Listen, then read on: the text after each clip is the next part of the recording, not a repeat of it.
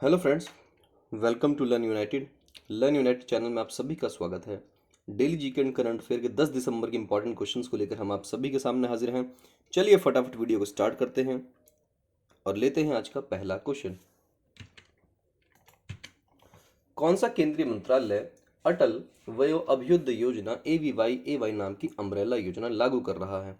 Which union ministry is implementing the umbrella scheme named Atal Vayo Abhyudaya योजना?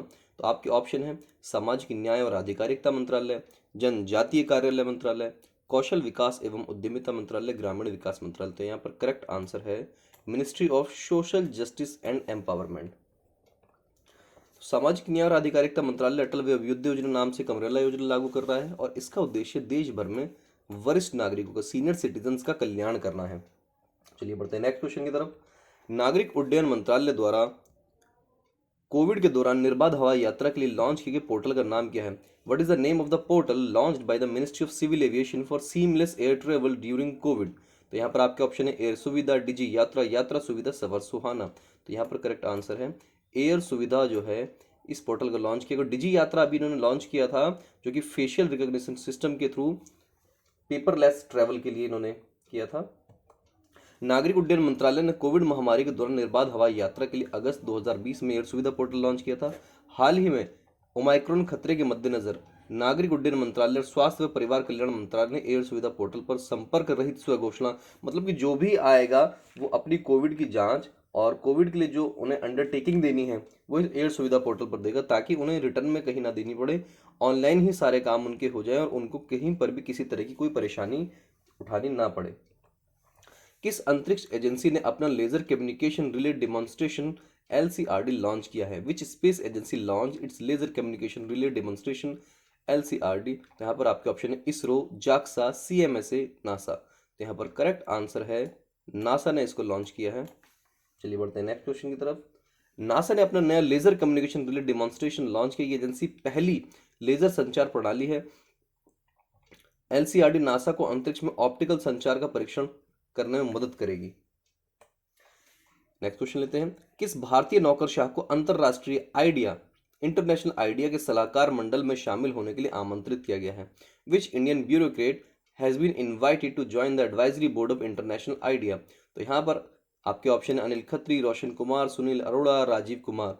तो यहाँ पर करेक्ट आंसर है सुनील अरोड़ा जी को इसके लिए चुना गया है। पूर्व मुख्य चुनाव आयुक्त सुनील अरोड़ा को international institute for democracy and electoral assistance, इसकी फुल फॉर्म भी आ सकती है आपके लिए, के सलाहकार मंडल में शामिल होने के लिए आमंत्रित किया गया है। इस संस्थान को इंटरनेशनल आइडिया के रूप में भी जाना जाता है, जिसका मिशन स्थायी लोकतंत्र का समर्थन करना है। 1995 में स्थापित इंटरनेशनल आइडिया स्टॉकहोम स्वीडन में एक अंतर सरकारी संगठन है। इसका मुख्यालय कहाँ पर है? स्टॉकहोम स्वीडन में। इंटरनेशनल आइडिया में वर्तमान में सभी महाद्वीपों के 34 सदस्य देश हैं।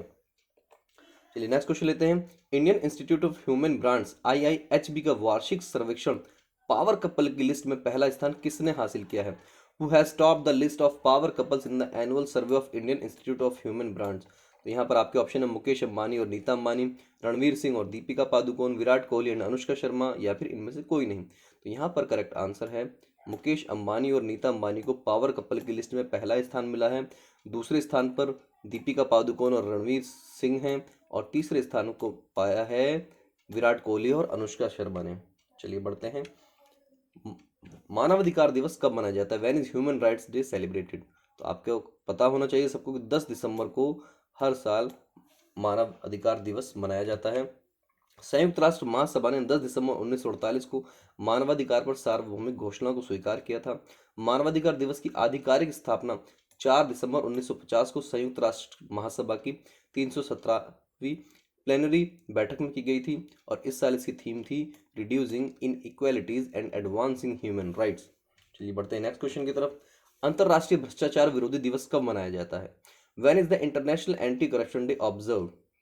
तो यहाँ पर international anti corruption day observe किया जाता है 9 दिसंबर को। चलिए बढ़ते हैं फट। शिक्षा मंत्रालय ने कौन सा नया ऐप लॉन्च किया है? Which new app has been launched by the ministry of education? तो यहाँ पर आपका ऑप्शन है शिक्षा संगम, अध्ययन सेतु, भाषा संगम और अध्ययन। तो भाषा संगम ऐप को नया लॉन्च किया गया है। चलिए जानते हैं इसके बारे में। केंद्रीय शिक्षा मंत्री धर्मेंद्र प्रधान ने एक विद्यार्थी द्वारा सीखे की भाषाओं के आधार पर उसका आकलन कर उस छात्र को क्रेडिट पॉइंट प्रदान करने की नई व्यवस्था बनाई जानी चाहिए की बात की। प्रधान ने भाषा संगम मोबाइल ऐप आधारित क्विज का लोकार्पण करते हुए बात कही। भाषा संगम मोबाइल ऐप उपयोगकर्ता को 22 भाषाओं में सामान्य उपयोग के वाक्य सीखने में मदद। एशिया पावर इंडेक्स में कौन सा देश शीर्ष पर रहा है? तो यहाँ पर आपका जो करेक्ट आंसर है वो है यूएसए। तो यूएसए जो है एशिया पावर इंडेक्स में चीन से ऊपर रहा है और फर्स्ट इसने पोजीशन हासिल की है। अगर भारत के बारे में पूछा जाता है तो भारत को यहाँ पर चौथा स्थान मिला है। यहाँ पर आप 10 देशों की लिस्ट देख सकते हैं जो टॉप 10 देश हैं, कंट्रीज हैं। सबसे ऊपर संयुक्त राज्य अमेरिका, चीन, जापान, भारत, रूस, ऑस्ट्रेलिया, दक्षिण कोरिया, सिंगापुर, इंडोनेशिया और थाईलैंड। भारत जो है हमारा अगर पूछा जाता है तो यहाँ पर भारत को चौथा स्थान मिला है। चलिए बढ़ते हैं फटाफट नेक्स्ट क्वेश्चन की तरफ। हाल ही में किसने यंग जियो स्पेशल साइंटिस्ट पुरस्कार जीता है? Who has recently won the young Jio special scientist award? तो यहाँ पर करेक्ट आंसर है रूपेश गोयल को ये अवार्ड मिला है। आईआईटी कानपुर के रूपेश गोयल ने इंडियन जियोइड मॉडल और कंप्यूटेशन सॉफ्टवेयर विकसित करने में उनके अद्वितीय योगदान के लिए यंग जियो स्पेशल साइंटिस्ट पुरस्कार जीता है। अंतरिक्ष आयोग के सदस्य भारत सरकार और इसरो के पूर्व अध्यक्ष एएस किरण कुमार ने जियो स्पेशल वर्ल्ड द्वारा आयोजित डिजी स्मार्ट इंडिया 2021 सम्मेलन के उद्घाटन समारोह के दौरान गोयल को पुरस्कार दिया। तो कहाँ से रिलेटेड है? आईआईटी कानपुर से है ये।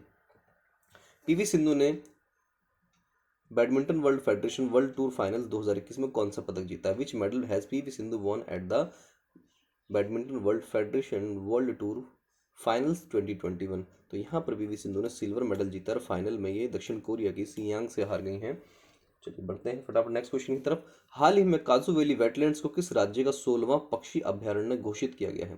The Kaju valley wetlands has been declared as the 16th bird sanctuary of which state recently? तो यहाँ पर एक काजू वैली जो बर्ड सेंचुरी है तमिलनाडु में है।